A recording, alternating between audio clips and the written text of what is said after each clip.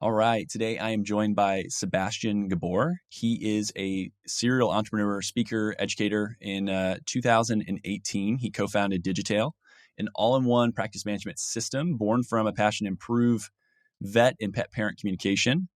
He is an avid reader and has run some Ironmans and done it 3 times, which is pretty interesting.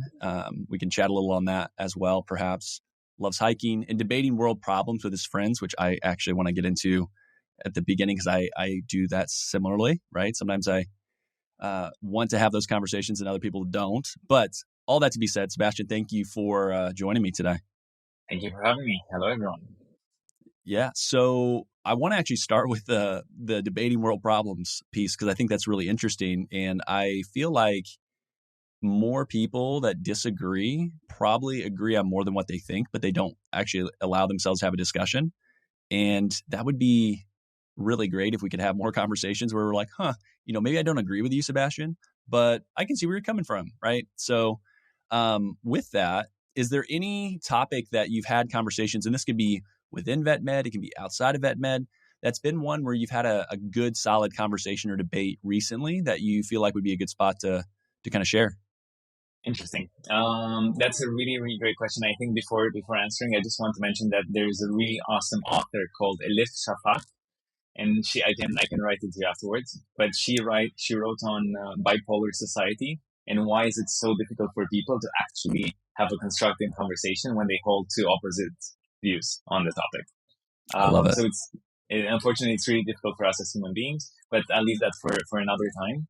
So when it comes to debates, I think one of the biggest debates right now is actually on AI and the whole idea of co-pilot and who will win in the space or who will have the most impact. And I think the debate is between, will big companies like Microsoft, OpenAI, will they have a predominant general AI that everyone will use? Or will it be a world where you will have small individual AI assistants built by different smaller companies? Do you think regulation in AI is a good thing or a bad thing? Regulation in AI, I think it's needed, but it depends for the purpose of it.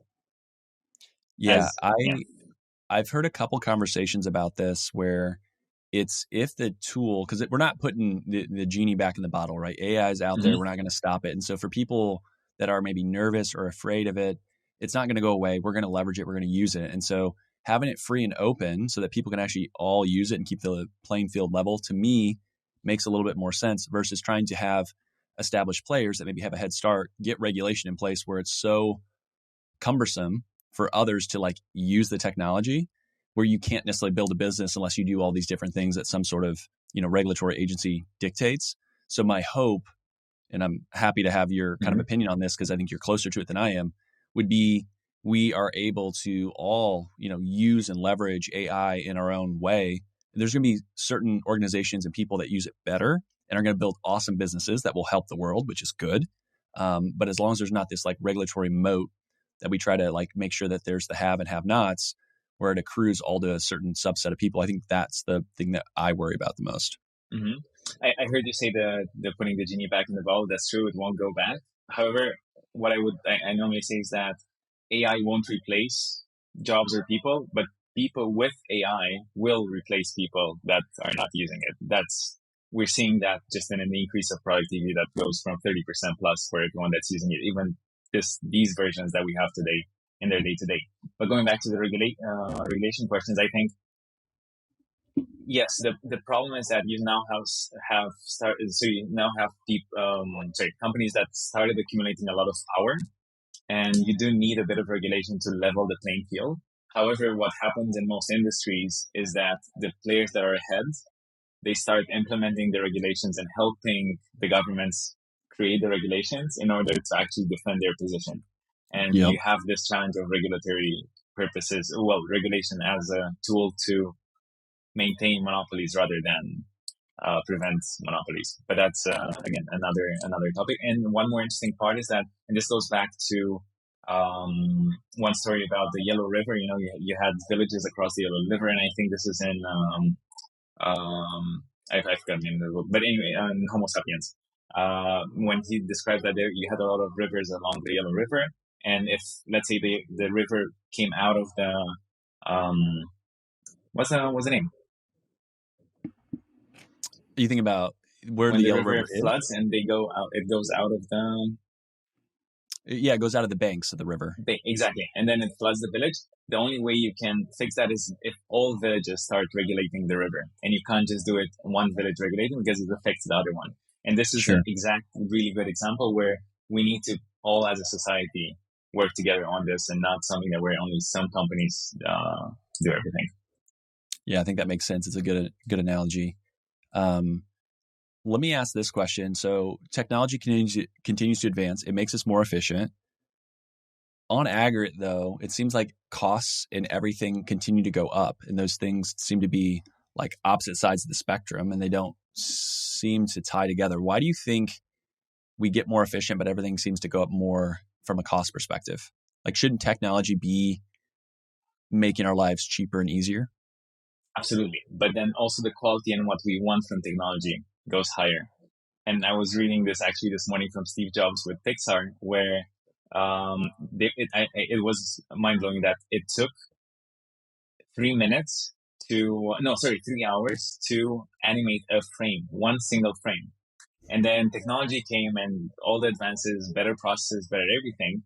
But then they were still doing the animation in 3 hours for that single frame. But the whole idea was that the amount of details in the animation that they were doing was a lot bigger. So this is what I would say is the same case, is that we're no longer expecting computers just to perform one action. We're not just expecting now to do one simple delivery on the phone. We expect to also understand what's our preferences, take into account what's the closest restaurant to order from. So all those extra details do come with a higher cost that we don't perceive as consumer. But behind the scenes, those companies, they do have that cost that they're incurring. And even from OpenAI, if you've seen the latest keynotes this week, the cost of the actual technology went down 3 times and the quality went up 10 times. But still, you will see the impact in a better product, not necessarily in cheaper or a cheaper product. So I know a lot of people will say, hey, this AI thing seems to be a buzzword that everyone's slapping on everything that they can do to make it a marketing pitch. Can you talk a little about AI capabilities and this idea between narrow AI and kind of like general or broad AI? Because I think that's probably important as we get into kind of the applications within veterinary medicine and what you all are doing at Digitail. Yep. General and broad. But before that, maybe I would want to say that I was also in the same camp of having an allergy to when hearing like, oh, someone's using this as a buzzword. And at the beginning of the year, I think even though I consider myself as an early adopter, unfortunately, I wasn't really the first to pay attention to this. And we were lucky because one of our colleagues, who was literally an early adopter and was a fan, every single week he was telling us, you need to pay attention to this, you need to pay attention to this. And guess what we did?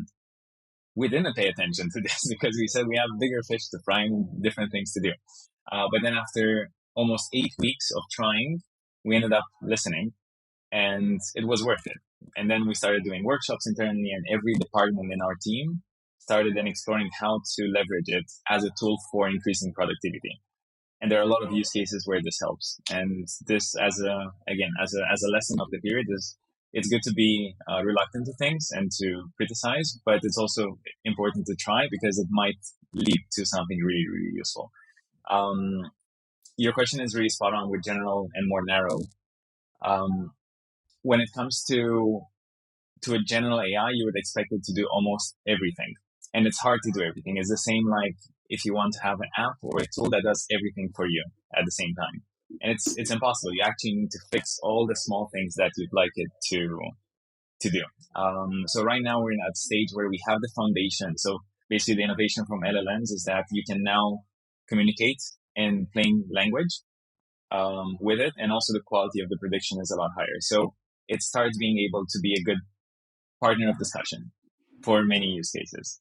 But now the next step is to start doing really specialized ones that know really well how to do family trip planning, or to be an HR assistant, or to be a vet assistant. So all those things become now a matter of being more specialized in a specific field.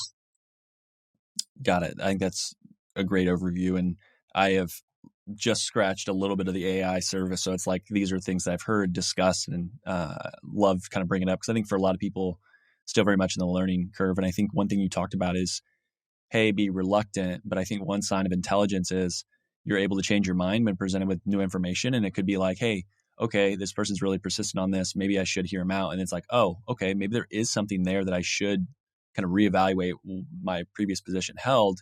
And I can change my mind. And that's not a bad thing to change your mind. It's not saying that you were, somehow not intelligent or not, right in some way. It's like, no, maybe you just didn't know. And that's okay.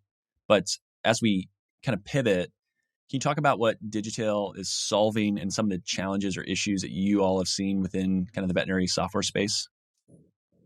Absolutely. So Digitail is an all-in-one practice management system, and we want to be a partner for the clinics and creating efficiencies and empowering them to actually do what they love, which is spending time and caring about patients. And when we started this, and this was 2018, we realized quickly that life in the practice is really difficult. Have you ever been in a practice? I have. I've been in a handful of them. And the best term that I heard for one was it was organized chaos. And I was like, yeah, I think that's very true. It was like a tornado running through, but everyone knew what was going on. But as me being someone that's not in that environment, I was like, this seems hectic. And I don't know how things are getting done, but everyone seems to know where and how things get placed. So yeah, I have. Spot on. And I remember even now, like one of the visits, which actually is quite common apparently, is that a pet parent came in with their dog. It was for a recheck, but suddenly the clinic realized that the records weren't there. They had to try to get it from the old clinic. And then I saw for 30 minutes how a team of 3 people with the pet parent, they were trying to get the records. And at the end of this, they got them faxed. And the interesting part is that I was sitting with my smartphone in my hand, witnessing all of this. And like, these seem to be 2 different worlds. The world where we live in, where you can just order anything at a tap of a button. Like, you can talk with someone from way on the other side of the world, and everything just happens. But on the other side, they were living in this other world where everything was disconnected, manual, and hard to do. And that was the trigger for us to start building the system that actually helps them on having a lot more efficiency so they can do what they love. But then shortly after we started working with more clinics, we realized that it's not just the fact that they use really legacy systems. And I don't know if you know this one, but the average age of a vet tech this year is younger than the average age of your legacy practice management system.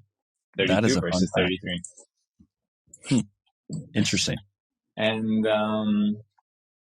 yeah, so basically, besides understanding that the tools are really old, we've also noticed that they're using a lot of tools that are disconnected. And that's the other challenge that comes into this, because you've had a lot of years, for a lot of years, the main system was not amazing. So you started having a lot of bolt-ons on the system to try to patch it to make it work. So life in a practice, even today, you have one server system and then you have a lot of other tools. And then you actually need to have a team that puts all of those together and just maintains them and make sure that everything is running. So this is basically what we're trying to replace. We're trying to move people from the old way of doing things to the new way where you just have one app that helps you in everything end to end. And so for like the patient journey within a veterinary hospital, how do you see AI helping with that or being most beneficial in the kind of context of veterinary medicine? Oh, I mean, I can go back to the visit that I just described before with the recheck. So exactly that visit, how it would work would be that the pet parent would have all the information on their phone, so they could share it instantly with the clinic. Then the next step is that with AI now, you can do pre-screening, which means that the AI assistant goes to the pet parent and does through the chat asks all the questions and gets all the information and adds it to the SOAP so that the vet can review it quickly when the visit starts.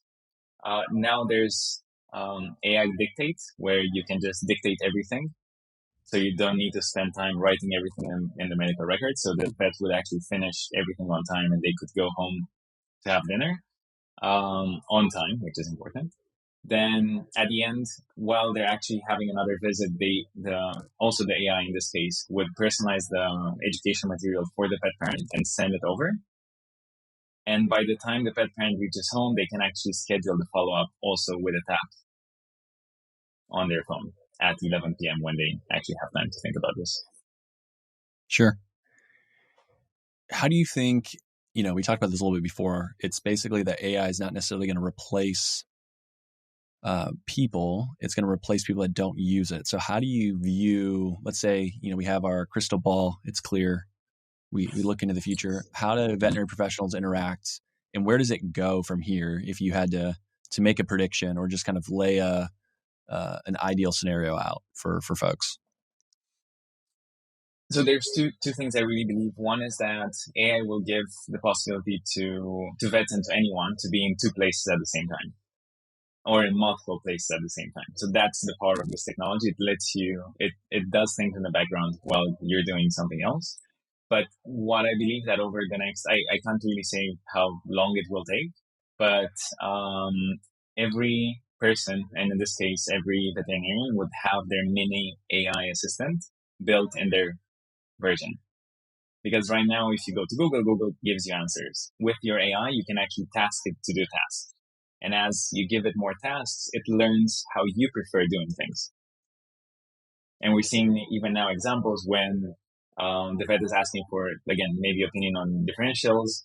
And it learns from the previous examples and the previous cases that the vet did. So that's the advantage of this, is that it learns to be a small version of you.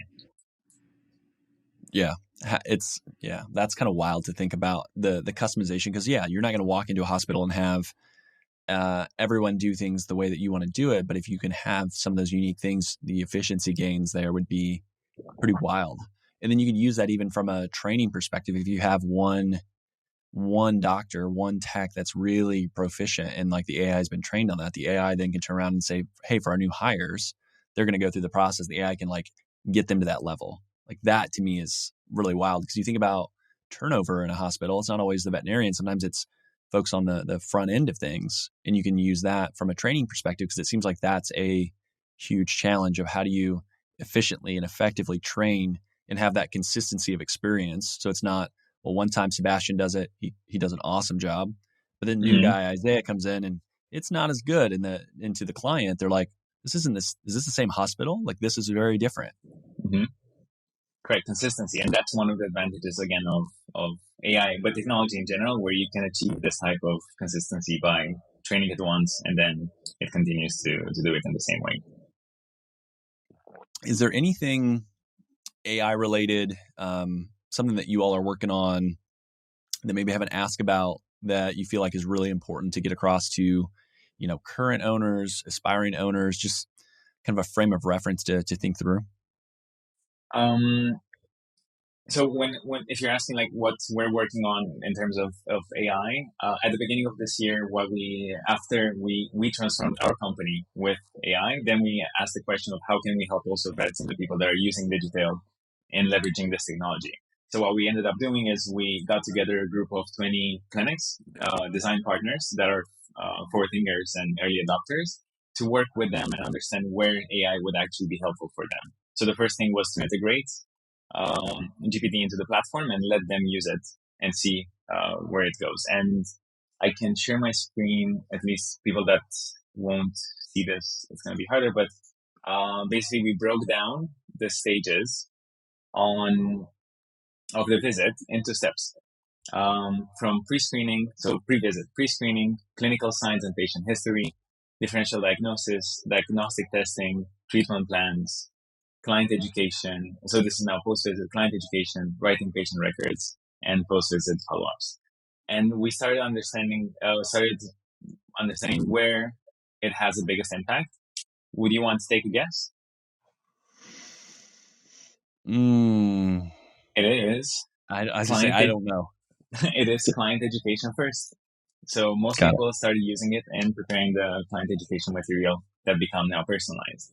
And then after this, we've seen significant advantages in the pre-screening process, where again, you and the staff no longer need to spend 5-10 minutes to do the pre-screening process. It's just the AI that gathers all the information and puts it in the record. And then the third part that we've seen significant productivity gains was in writing the patient records, because now with the dictation, it learns how to do it. Basically listens to an entire conversation and it matches it to the SOAP and to the patient records. So those three are the biggest productivity gains that we've seen as part of the process that we've done. Yeah, that's awesome. And I think that's helpful for folks to hear and kind of think through what the opportunity is. And as you move forward, what do you see? And maybe it's something you can accomplish with Digitail and some of the AI stuff. Maybe it's something that's like, hey, that's still an issue within or a challenge within vet med that needs to be solved that maybe we're not able to do quite yet. But if you're, let's say, again, perfect world, you could fix it tomorrow. Is there an issue that you look at going through this process with these, kind of forward-thinking clinics that you're like, that would be a great thing that we could fix? Anything come top of mind? I would just say there's so many. I mean, first and foremost, is just having an overview of the patient visit end to end and starting to stop wasting time on inefficiencies. Honestly, that's the biggest thing that's now bogging down a lot of the people that are hardworking and they're in the space. It's just doing 200 clicks for something that could just take one click. So reducing the level of clicks across the board, I think, is the most important part that needs to happen. What do you think is the biggest? Yeah. Oh, go ahead. No, I was just going to say that because at the end of the day, the patient-doctor relationship should be about the patient and the doctor and not about the extra things in the background that should happen in the background. What do you think is the biggest threat to veterinary medicine? Ooh. Staying in the past. Look at this? Staying in the past? Just refusing to evolve or adapt or bring in kind of new ways of thinking. Yeah, but I would say that's applicable for absolutely any of us, and just staying in our old ways will prevent us from trying new things, improving and adapting and getting to a better outcome. So it's across the board the same challenge. But in the vet space, we've just seen it a bit more predominantly with the fact that as long as you're used to using a smartphone, but you're okay to work on a system that looks like Windows 95. So that's where probably the challenge comes. Yeah, that's mine. And you all are privately owned. There's a lot of talk about private practice medicine and veterinary circles basically going the way of the dodo bird, and it's going to all be kind of corporate, and there's going to be no private practice. Do you view the abilities for efficiency gains in AI to help assist in seeing a thriving private practice? Do you think it just allows larger entities to grow and adopt and take more market share? How do you think about that? If you can improve the health of an animal, you do it, right? Of course. That's what makes veterinarians special. You're mission driven. My friends at LifeLearn are the exact same way. For over 25 years, they've been partnering with you and your peers, providing affordable, customizable, online software solutions. These solutions save time, increase efficiency, and assist in managing all aspects of operations. Why? They want to help you improve your partnership with pet owners to improve pet health. LifeLearn has award-winning digital media solutions and are leading the pack as they've prioritized having extensive veterinary knowledge throughout their teams. That difference is seen, it's heard, and it's read by thousands of people across the country. Relax, grow, and thrive with LifeLearn. Click the link in the show notes for an exclusive offer to see how LifeLearn can allow you to get back to what you do best. I think what we're doing is connected to the efficiencies of a practice, regardless if it's a private practice or let's say corporate practice. For us, the reason why for us being private is extremely important is that we want our incentives to be aligned with our users and clients and people that trust us. So it's a lot more difficult to say that your incentives are the same with your users in the moment that your parent company has different incentives for their main line of business. And this is why we on purposely kept ourselves to be independent, and we're not changing our mind in this process because at the end of the day, vets need a partner that they can trust. And when going back to the other side of the question, I think everyone benefits from efficiencies. some people might benefit on a larger scale rather than on a smaller scale, but everyone benefits from efficiencies. Yeah, I think that's a great answer and a good way to frame it, which, I mean, makes sense. It just depends on, again, going back to who the individual is or the individual is making the decisions, and are they willing to implement and then, ensure that the team adopts it. You want to talk a little bit about that? Because I think that's an interesting, I guess, area to go into, where if you don't have kind of buy-in at the top of trying to implement some changes of using new technology, it's going to end up just being, something that gets cast aside and we just revert back to old ways. Have you seen, and again, probably the early adopting clinics, they are forward thinking enough, but do you see others that are like, yeah, this sounds great, I want to do it, and then they're like, but I don't want to change, and then they don't really see the benefits. They're like, well, I don't see how you all are helping me. I'm still running the same issues, but it's because they haven't really adapted processes to adjust to something new. I don't know if that question is formulated quite correctly, but Yeah, hopefully you know where I'm headed. I got it. I've seen that happening so many times. Again, like 5 years of implementing practice management systems, we've seen a lot of examples. Right now, we already work with 4 out of the top 20 largest corporate groups in the US. And I think the biggest lessons when it comes from top down is that it doesn't work. I mean, it works if you put a lot of pressure, but you don't really get true adoption in the right sense. So for us, the way we see things is that we have different stakeholders that we need to make sure that we do really good by. And the main stakeholder is the animal hospital and the staff in the practice. So even from day one, we've built to make sure that the system is loved and adopted by the clinics. And there's the saying in the industry that nobody loves their PIMs. That's one thing. But the second one is that people work for the system and not systems for them. And these are the things that we're trying to change, and we're showing that actually you can have a system that works for you and that you enjoy using. But going back to this is what we've done is that we've optimized making sure the clinics love it. And one example is with one of the larger groups and implementations that we have, they did something really, really interesting. They did a thing called Voice of the Customer, where they showed a various number of PIMs to a group of 30 clinics out of the entire set, and they let the clinics choose who they want to use.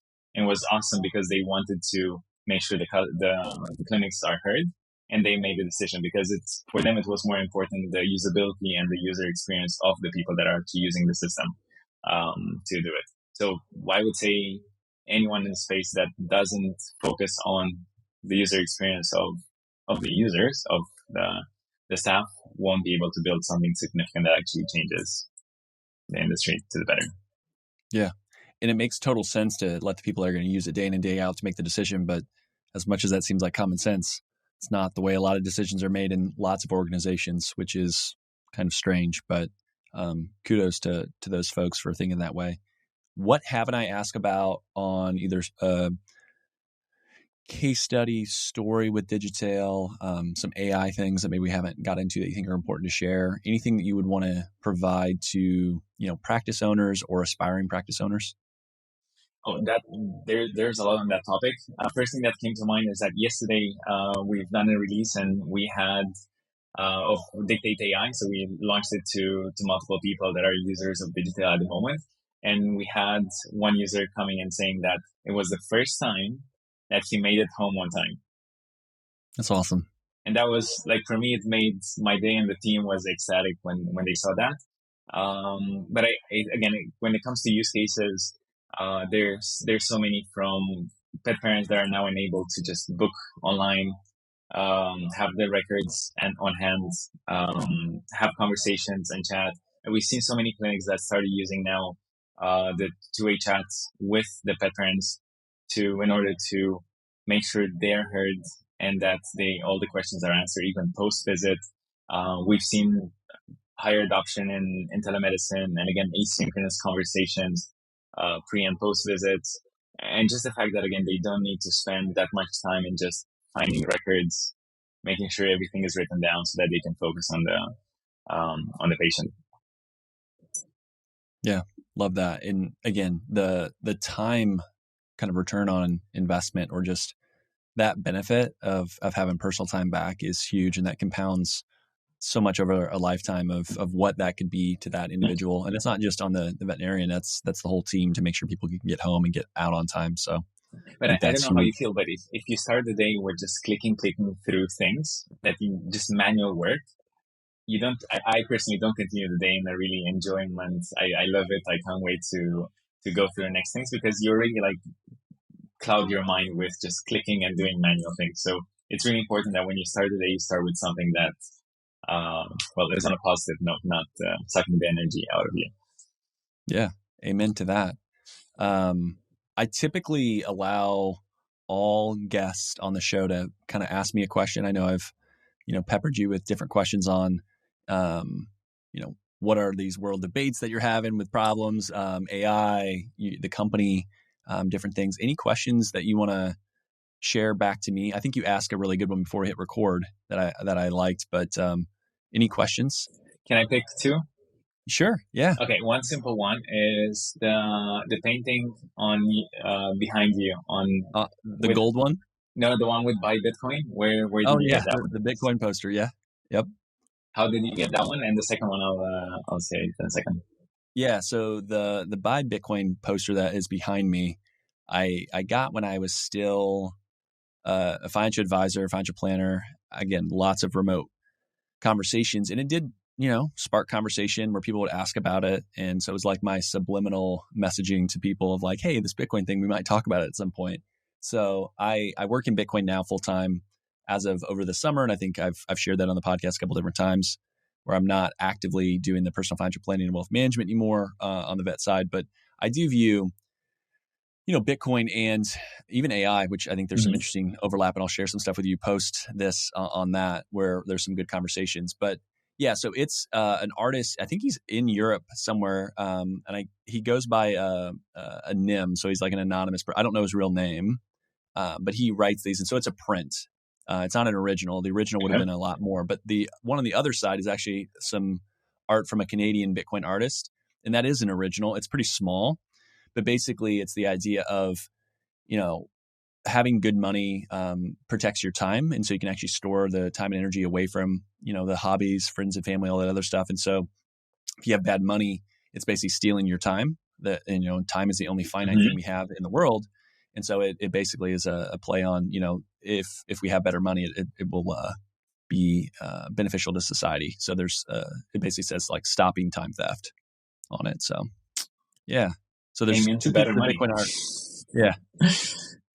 Yeah. But this Um, idea of AI being able to even just kind of run on its own and bid on like using other AI to solve problems and do it inexpensively, you need a digital money that can settle instant and pretty, inexpensively in finality. And Bitcoin does mhm. that. So there's some really cool overlap with AI and Bitcoin because yeah. Again, I'll share some podcasts because I think it'd be up your alley anyways. But there's one that really was kind of like mind melding with someone that's working on some stuff there. So Yep. I'll share that with you.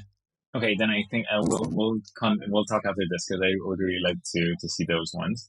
Um, and with the second question is, what is the challenge? Because you've mentioned finite time, and the reality is that we do have finite time.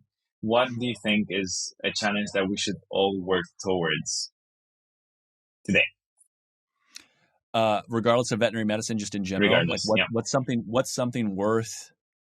I think something worth having a conversation around is this idea of, I guess the easiest way to explain it would be like this idea of actually having true like freedom and autonomy of being able to do what we believe is correct, because I think we're kind of moving in this authoritarian world across the spectrum, both here in the United States and other places. Mm-hmm. And I think ultimately economies are made up of individuals making, individual decisions that are not always easy to understand from the outside. So like for me to understand someone else's, economic decisions is tricky. And this idea that there's a centralized, group of people, whether it's in the European Union, whether it's in the United States, that dictates how the economy should be run and how things happen, to me is a little bit backwards. And I think we're going to see this major shift. And so I look at it from the United States perspective and lens, just because that's where I'm at. The fact that we have this massive country and we only have two political parties that seem to not do a whole lot of good for the constituents is kind of funny, that there's this huge swath of people, but there's only two parties that we can ever, utilize to be the leaders of that country. And so I think something that people need to do is going back to kind of the first step, is have more conversations and let it not be so divisive. It doesn't matter whether you're a Republican or Democratic, conservative or liberal. It's like we probably agree on a ton of things. It's just the execution of those. But if we can identify those problems and have real conversations, a lot of these things get a lot easier instead of being so divisive and so divided that we just fight and bicker, because then nothing gets done. Right. And so I think ultimately what I would encourage people is be more willing to have conversations where, maybe you have to expose yourself that maybe you don't understand this topic as well as you think, or you've borrowed someone else's opinions. And I think if we do a better job at fully learning and adopting our own individual opinions and sourcing from a couple different places and then deriving our own opinion versus just borrowing the opinions of maybe thought leaders or people that we think know the right answer, because it is tricky to be this holy grail source of information for everything. And I feel like sometimes people just adopt thoughts or beliefs without ever really exploring why. So that's a long-winded answer of trying to hopefully have more conversations and push back a little bit on some things. So agree. yeah. And this is like to bounce on this one, like if there would be one superpower that people could have to help your vision come through, I think it's curiosity. If people would just be more curious about the answers that they get, about the people that are saying those answers, what's happening behind the scenes, just be curious, and then you'll find a lot more reality to what's happening rather than. Well, and I think part of the reason why people maybe aren't curious is back to that idea of time, because everyone's so busy trying to make ends meet. Now, there's a number of different folks that are in good spots financially, and they have the ability, but there are a lot of people around the world that are struggling to make ends meet. And so it's almost impossible for them to look out and see the world outside of how do I pay my bills in the next month, week, whatever. And so that just makes it really hard for them to have these kind of conversations or give the mental bandwidth when they're just trying to scrap and scrape by. And that's an issue, right? And that goes into lots of other challenges where I'm not going to, again, be here and be like, hey, this solves everything. But it's like there are some major challenges. And I think by the end of the decade, there's this idea of fourth turnings that I'm not sure if you've ever heard about this, but it's kind of like every fourth generation, there's a fracture, there's a breaking of trust in institutions, and you basically rebuild and you kind of have this galvanizing event and then you move forward. And so you kind of look at what that's been historically. It's been like, World War II, it's been the Civil War, it's been the French Revolution. Like there's all these different periods of time where there's been these big fractures. And then there's like, hey, what society is going to look like over the next 80 to 100 years happens. And so this fourth turning kind of started in the Great Financial Crisis in 2008, and it will run basically through 2030-ish. Again, these are all kind of rough. These are not like, oh, it's this month, this date. It's an idea. And it was based on a book that was written in the early 90s or the mid 90s. And it's been really interesting to kind of see how this has played out. So what I think is a lot of the decisions that we all make over the next handful of years will set up the way that our world is going to look into the future. And I do think AI is actually a huge part of that, right? And so the decisions that we make will culminate in how our life looks, whether that's a positive thing or a negative. So no pressure, everyone, right? We just got to make smart decisions. And that's why I think we need to have more open, honest, transparent conversations. Agree, super important. And you've also mentioned about leadership, because leadership comes with opportunity, but also with a lot of responsibility, because you can't tell people that don't have time, well, you should have made time. It's hard. You need to help them get to a point where they actually have the time to think about that. So again, like I'm learning now that the company this year doubled in size, so we're close to 100 people.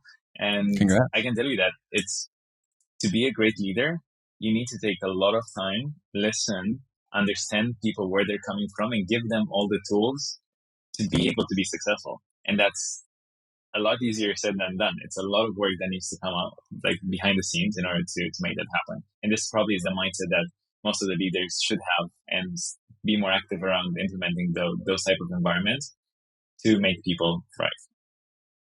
Yeah, I love It that. doesn't And take away responsibility from the individual to actually be active yeah, and do things, but it's a two-way street.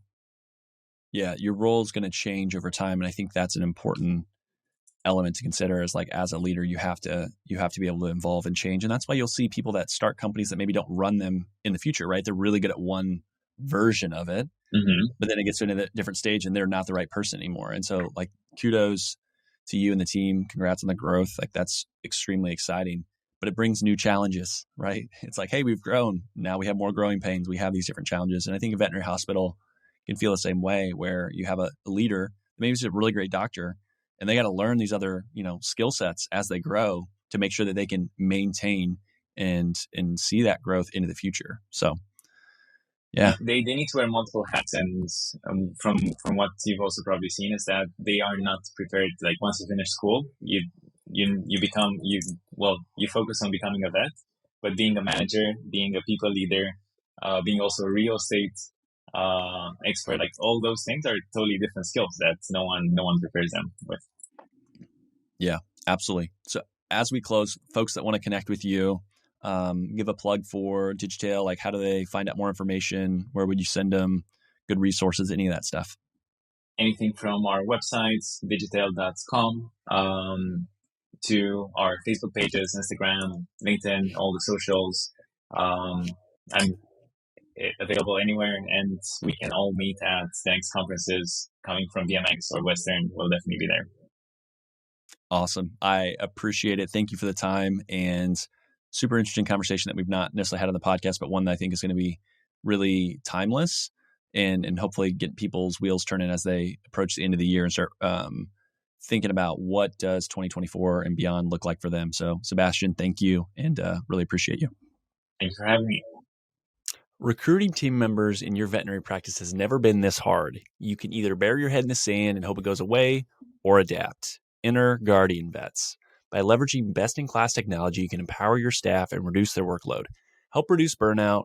You also provide a better experience for your clients and patients, which you want to do as you serve them. The solutions Guardian Vets offers includes after-hours triage, virtual CSRs, that know your team and processes, telemedicine, and so much more. Become the employer of choice in your area by offering the best tools to position your team for success. Whether you're starting a de novo, clinic, multi-doctor, or multi-location, Guardian Vets can help you be more efficient and effective. Go to their website, guardianvets.com, click the Get Started button, then let them know that I sent you, right? Let them know the Vet Success Podcast sent you. Get 50% off your first month. Don't let another quarter or year happen before you start making changes because you know you need to. So talk to the Guardian Vets team today and implement a new solution. Have you ever walked into a space and thought, wow, this place is beautiful? There's a reason for that. Architecture has this innate ability to impact emotions and perceptions. My friends at Apex Design Build bring beautiful and functional spaces for veterinarians nationwide. Apex is a fourth generation family run company that is fully integrated from the design, architecture, and construction process. They help you mitigate risk, eliminate surprises, save time, save money, and reduce your efforts. Sounds great. Check out their amazing work and have access to their square footage calculator to help you plan out your expansion or new build. Click the link in the show notes for the exclusive offer and learn more about Apex Design Build. Why do banks seem to always be impersonal, slow to answer questions, or give you the runaround when you need money for your dreams? Enter Panacea Financial. Panacea Financial is a nationwide digital bank built for doctors by doctors. Whether you're a veterinarian in training, practice owner, or aspire to be a practice owner someday, Panacea Financial is a bank designed specifically for you. It was started by two doctors who were frustrated working with banks and so started their own to serve their community. With common sense lending guidelines and fast decisioning, they've helped doctors all across the country start, grow, or acquire their dream practice. Looking to buy into a practice, Panacea helps doctors with practice buy-in loans, and they are funded in a matter of days. If you're ready to join the thousands of doctors nationwide who have decided to get independence from traditional banks, visit panaceafinancial.com today to see how you can get your dream practice started. Panacea Financial is a division of Primis, member FDIC. Finding a job or finding a veterinarian shouldn't be a waste of time. Enter an Offer First. Paul Diaz and team have created something really special with Offer First. Some of my favorite reasons are as follows. Candidates and employers will both have values aligned on the first step, not the last. The sign-up process, quick and simple, no resume required. So if you're looking for a job but you aren't really sure, it's as easy as scrolling on Zillow for a home. And finally, if you have a great match, it's based on your each unique requirements, not random keywords. If you want to learn more, listen to episode 179 with Paul Diaz. We cover all of that. The other exclusive great thing that you're going to get from this ad read and from Paul is I convinced him to give an exclusive discount to listeners of this podcast. So for owners, you're getting a 20% discount on both the placement of any candidate, but also access to the platform. Use VSP if you go to Offer First, or the easiest way is a link in the show notes. So check it out. Associates, those looking for a job, same thing. Use the link in the show notes. Use VSP if you go directly to Offer First. But I will donate and Paul will donate to a veterinary nonprofit of your choosing. So each person that signs up gets a vote. Your votes actually count, which is incredible. And so I'll be reaching out. I will handle that. But there's going to be a donation made for any associate or any job seeker that adds on the platform. We want to make sure that not only does the platform help to make sure that you find a better fit, better culture, better role, but it's also doing good in veterinary medicine. Okay, so link in the show notes is going to take you to Offer First. It's going to automatically apply that, but also use code VSP if you go to Offer First directly. And Offer First is changing the game of veterinary recruiting. I want each and every one of you to benefit from it, so check them out today. All right, so there are a lot of great job postings that I want to get to. And so we're going to start off with Bayside Hospital for Animals. Great work-life balance in beautiful Fort Walton Beach, Florida. No weekends, Monday to Friday, 8 to 5, no on-call or emergencies. It's an appointment only here. Currently a 2.5 doctor practice, new owner in 2021, bringing some fresh life into the hospital. The new owner had been there for 6 years prior working, so definitely understands the team, the processes, and the community. Lots of investment in people and new equipment. ProSal is the pay structure. Far too many benefits for me to list. Email BaysideVet251 at Yahoo or call 850-864-1857. Join a thriving, growing small animal practice in Vermont on the Quebec border. Full-time ideal, part-time is considered. The idea is to start with yes with the team, patients and clients, and outdoorsmen or outdoor woman's paradise while being able to practice high-quality medicine. Compensation is write your own structure within production capabilities. Literally, it is the owner wants to find the right person and is happy to negotiate, chat through, and find the right fit. If you want autonomy and a boss that enjoys teaching, reach out to Newport Veterinary Hospital. You can email newportveterinaryhospital@gmail.com. North Central Indiana, looking for an oasis in the chaos. You know, who isn't, right? Come join the amazing team at Fulton County Veterinary Clinic. They strive to foster a fun, fast-paced work environment while providing quality patient care. They utilize the support staff efficiently so that the doctor is available to practice medicine and do what you're trained to do in less time and paperwork, which is great. Lots of investment in new equipment and technology to support you, full-time or part-time available. Small animal and exotics are both seen there, so no ER, no on-call, no weekends, competitive salary with sign-on bonus offered, and far too many benefits to list. Go to Fulton County Veterinary Clinic. So type that in and you'll find the job posting there. Last but not least, join Watertown Animal Hospital. Personable small animal veterinarian wanted for well-established current 5-doctor mixed animal practice in northern New York, which is an outdoors person's paradise. Again, 2 of those. So if you like the outdoors, you can look at Vermont or New York. They have plenty of support staff with 6 CSRs, 6 licensed technicians, 4 animal caretakers, 2 technical assistants, a hospital assistant, a practice manager, and a bookkeeper. Focuses on mentorship and investment on the people and the technology. That's been a strategic initiative by the leadership team. No on-call, 24-hour ER less than an hour away. Salary based on experience, but no less than $95,000. Can be straight salary, pro-sal considered. Want to discuss that with the right person. Tons of benefits. Again, too much to list. Please reach out to WatertownPetCare.com for that option as well. So again, if you find a role or a job or talk to anyone and it helps you in any way, I would love to hear that feedback. So please reach out. Let me know what you're able to do. And I will continue to post these. So if you are an owner, reach out to me, let me know. And we'll go from there. And until I hit a capacity of I can't keep recording these, I want to let people know who are high quality owners around the country looking for great help. So with that, we'll talk soon. Thanks for listening to today's show. The comments made on today's show should not be taken as investment, tax, or legal advice. All comments are for educational purposes only. You should talk to your professional team before implementing anything.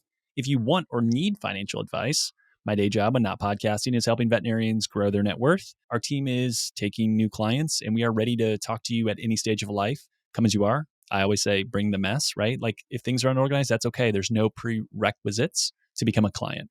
Isaiah Douglas is a partner at Vincier Wealth Management. Isaiah is a registered investment advisor, registered with the SEC.